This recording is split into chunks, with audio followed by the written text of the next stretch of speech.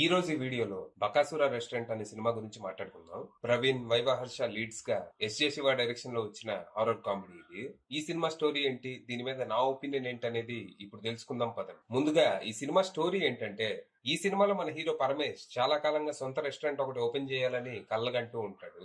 అయితే ఇంట్లో ఉన్న పరిస్థితులు, అవసరాల వల్ల ఇష్టం లేకపోయినా ఓ సాఫ్ట్వేర్ కంపెనీలో జాబ్ చేయాల్సి వస్తుంది. అయితే తను ఎంత కష్టపడి పని చేసినా ఆ పనికి తగ్గ గుర్తింపు గానీ జీతం గానీ రాదు. దీనికి తోడు వాళ్ళ బాస్ దుబ్బులు బోనస్. జాబ్ మానేసే పరిస్థితి ఉండదు, రెస్టారెంట్ ఓపెన్ చేసే స్తోమత ఉండదు. దాంతో కొన్నాళ్ళకి మనోడికి జీవితం మీద విరక్తి వచ్చి మెల్లిగా డిప్రెషన్ లోకి వెళ్తాడు. ఈ టైంలో తన రూమ్మేట్స్ అలాగే బెస్ట్ ఫ్రెండ్స్ తనకి ధైర్యం చెప్పి ఎక్స్ట్రా ఇన్కమ్ కోసం ఓ యూట్యూబ్ ఛానల్ ఓపెన్ చేయమని సలహా ఇస్తారు. ఛానల్ వర్కౌట్ అయితే ఉద్యోగం మానేసి వచ్చే ఆదాయంతో రెస్టారెంట్ ఓపెన్ చేయొచ్చని ప్లాన్. అలా మనోడు తన ఫ్రెండ్స్ తో కలిసి ఓ ఛానల్ ఓపెన్ చేసి ఈ హాంటెడ్ ప్లేసెస్, బూత్ బంగ్లాలు ఎక్స్ప్లోర్ చేస్తూ వీడియోలు చేయటం మొదలు పెడతాడు.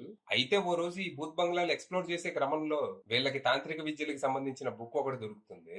అందులో రకరకాల మంత్రాలతో పాటు కోరికలు తీర్చే మంత్రాలు కూడా ఉంటాయి. దాంతో షార్ట్ కట్ లో డబ్బులు సంపాదించవచ్చు అనే ఆశతో మిడిమిడి జ్ఞానంతోనే ఆ మంత్రాలు చదవటం మొదలు పెడతారు.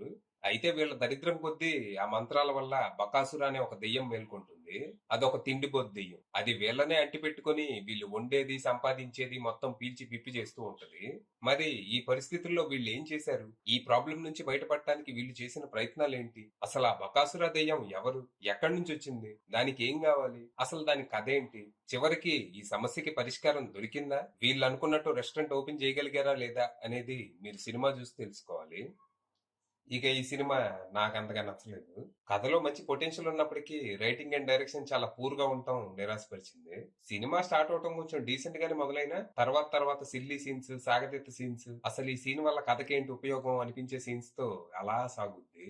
మన పరమేష్ ఆఫీస్ లైఫ్ కానీ, తన ఫ్రెండ్స్ తో గడిపే బ్యాచులర్ లైఫ్ కానీ ఏది అంత ఇంట్రెస్టింగ్ గా ఉండవు.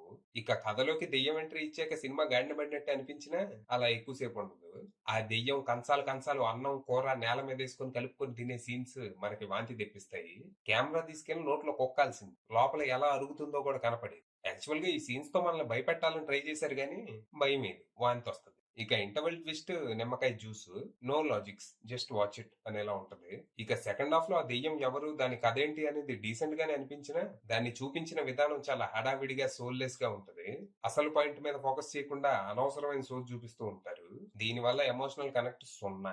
ఇక ఫ్లాష్ బ్యాక్ తర్వాత వచ్చే కొన్ని సీన్స్ పర్లేదు అనిపించగా, ప్రీ క్లైమాక్స్ మాత్రం కామెడీ కోసం ఎంతగా దిగజారాలా అన్నట్టు ఉంటది. క్లైమాక్స్ మాత్రం ఓకే అనిపిస్తుంది. ఇక్కడ వచ్చే కొన్ని డైలాగ్స్ బాగానే అనిపిస్తాయి. కాకపోతే మనం కథలో ఎమోషనల్ గా ఇన్వాల్వ్ అవ్వం కాబట్టి అవి పెద్దగా ఇంపాక్ట్ ఏమీ చూపించవు.